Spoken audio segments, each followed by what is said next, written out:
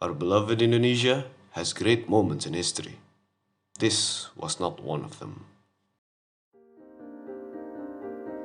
When the newly created Federation of Malaysia was given its independence and denying the dream of a greater Indonesian state, the incensed proclamator declared his now infamous line, Ganyang Malaysia, and initiated Twikora, beginning the now infamous Konfrontasi. But the truth is, this conflict may have merely happened as an attempt by the old order to reunite the increasingly disunited and waning powers of the Sukarno administration.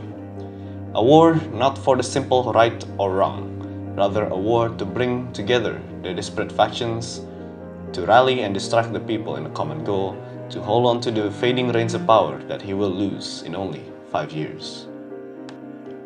This is how war creates the illusion of unity, and why the truth of konfrontasi is beyond matters of border.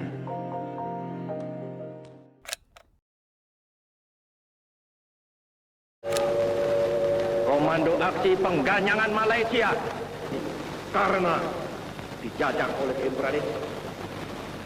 Nah, dari pihak Malaya, dari pihak Singapura, dari pihak Sarawak, dari pihak Brunei, dari pihak Sabah itu datanglah pernyataan-pernyataan kepada kami.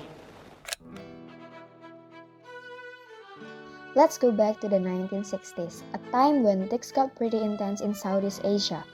At that time, a significant chapter in history unfolded, the Indonesia-Malaysia confrontation. This time was a landmark moment, setting the stage for a series of events that would have far-reaching consequences for the nations involved as well as the greater geopolitical landscape. The Indonesia-Malaysia confrontation occurred in the early 1960s as Indonesia strongly opposed the formation of the Federation of Malaysia. The dispute evolved into violent invasions and subversion after being triggered by the 1962 Brunei Revolution and fueled by fears of neo-colonialism.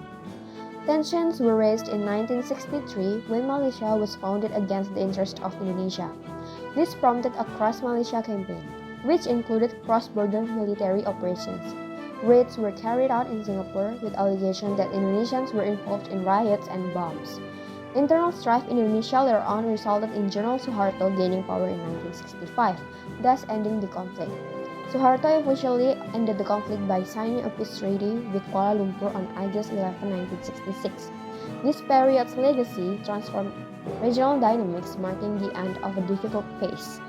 In the end, this landmark agreement not only alleviated long-standing tensions but also laid the groundwork for the foundation of ASEAN on August 8, 1967.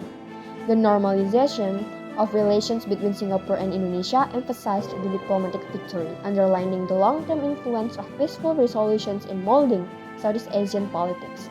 Malaysia's involvement in negotiating these issues emphasized the need for discourse in establishing collaborative efforts and regional stability.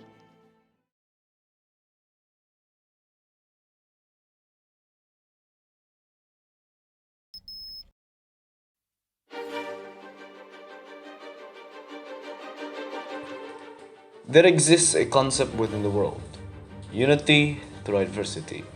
Through times of trouble, out comes a sense of united front against the outside world. Mentioned by Sambanis, Caperdas, and Volforth in their 2015 work, The Nation Building Through War, war becomes a vehicle to induce national identification by increasing a nation's status relative to rivals. Within this framework, war becomes a rallying cry for its people to outdo or outpower its rivals, often even banding rivals into the same faction to defeat a more common enemy. An example would be the banding of the Kuomintang and the CCP against the Japanese Empire, where both sides are indeed embroiled in a civil war before suspending their civil war itself in order to expel the Japanese threat. However, this can often be exploited in distracting the populace from the inward issues currently happening by turning its internal frustration to the outside world. A recent example of this would be the Russian invasion of Ukraine. As for Russia, it is a way to garner support of the people and spark their nationalist identities. Within the case of our study, it could be seen that Sukarno's intentions, while partly motivated by his self-acclaimed stance as a stalwart against Nekolim, There are internal problems that he viewed could be fixed through a war against a common enemy, in this case, Malaysia.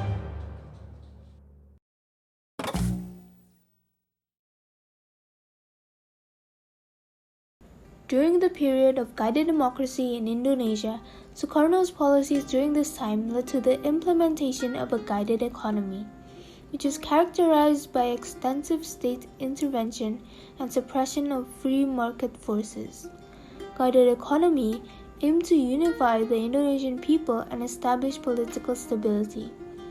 During this period, an experimental state emerged as a response to perceived government inefficiency, leading to the creation of new institutions.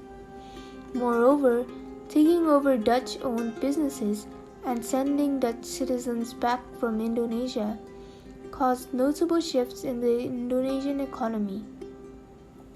Indonesian citizens started to experience difficulties during the Indonesia-Malaysia confrontation, especially regarding the supply of basic commodities.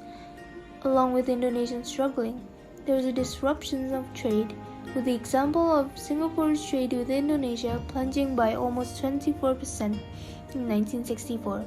The bombings and violent incidents during the Konfrontasi era deterred potential foreign investors, resulting in a decline in foreign investment in Indonesia. The Konfrontasi led to economic instability in Indonesia as the country faced political conflicts and inexperience in implementing macroeconomic policies, which contributed to the economic downturn during the 1960s, characterized by hyperinflation and severe poverty.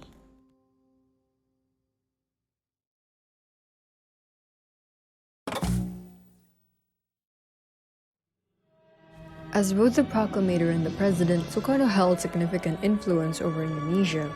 When the nation suffered through economic crisis, internal turmoil, and political disintegration after independence, it was in dire need of effective leadership.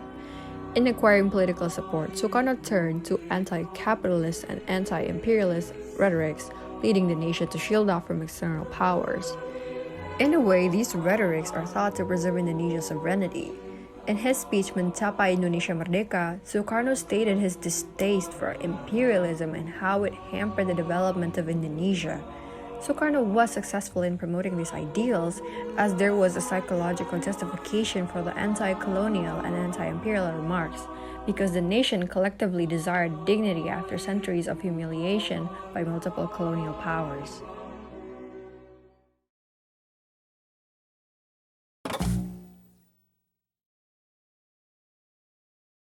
In late 1956, Sukarno promoted a new guided democracy after the public outrage over the number of political parties, the ongoing strife between ideologies and politics that needed to end, and the demand to shed light on the corruption within the political sphere. Army officers also participated in this outrage due to the lack of quantity and quality of the materials they were given, and it was unfair to them since they were serving the nation. The army's discontent was linked to their deep involvement in the original protest of Sumatra and Sulawesi from 1956 to 1957, regarding the central government's economic policies and how Javanese dominate the archipelago. In March of 1957, Prime Minister Ali Sastroami Jojo's resignation after the agreement to proclaim nationwide martial law had granted the army commanders immense authority in almost every district. The martial law was the army's political charter to form a basis for full participation within the political circle, before the political parties had realized it before too long. However, it did not go as planned based on the reports in late 1957.